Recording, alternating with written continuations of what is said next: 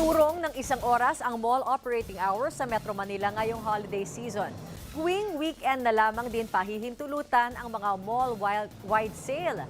At live mula sa Quezon City, nagpapatrol si Zen Hernandez. Zen, anong bagong schedule ng mga mall at para saan ang mga hakbang na ito? 10 a.m. hanggang 9 p.m. ang karaniwang schedule ng mga mall, Bernadette. Pero simula sa araw na ito, tuloy-tuloy na yan hanggang January 6, 2023 ay 11 a.m. magbubukas ang mga mall dito sa Metro Manila. Inaasahan nga kasi ang dagsa ng mga mamimili na dahilan din ng pagtindi ng traffic sa paligid ng mga malls, kaya iniiwasan na sumabayan sa rush hour traffic. Pamilya ang namamasyal at namimili ngayon sa mga mall.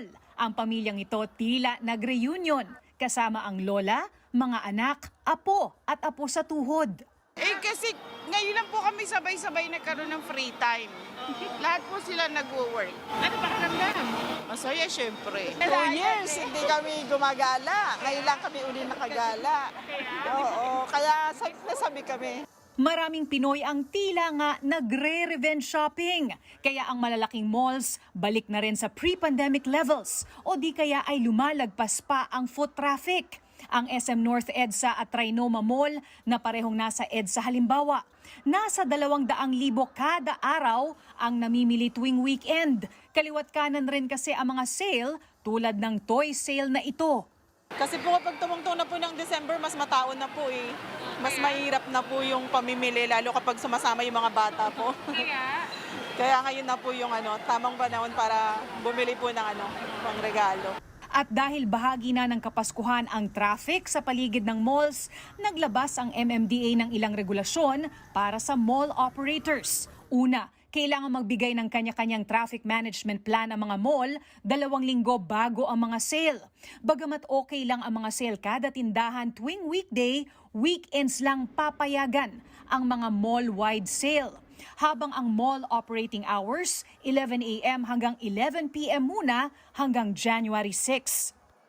We are very compliant with MMDA, no? Kung anong sinabi nila. Siyempre, we're very aware of the traffic situation and we want to avoid that.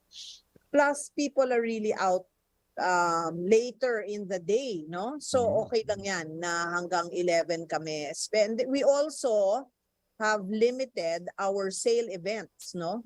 During weekdays so that the weekday traffic is not affected. Siniguro naman ng mga malls na lahat ng pag-iingat ay ipinapatupad pa rin.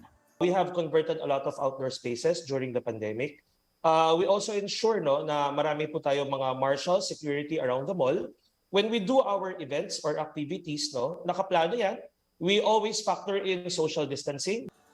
Maraming mall goers naman ang kusa na ring nag-iingat. Sa kabila kasi ng pagluluwag sa protocols, marami pa rin ang nakasuot ng face mask. Iingat ako kasi hindi natin alam yung mga nakakasalamuha. Nag-augment din kami ng additional security, 'di ba? Para lang ma-monitor ang ating traffic, pati yung mga safety marshals natin, nag-augment na rin tayo, even housekeeping. Nagdagdag na po tayo sa different Ayala malls para lang ma-ensure na safe pa rin po tayo habang nagsha-shopping.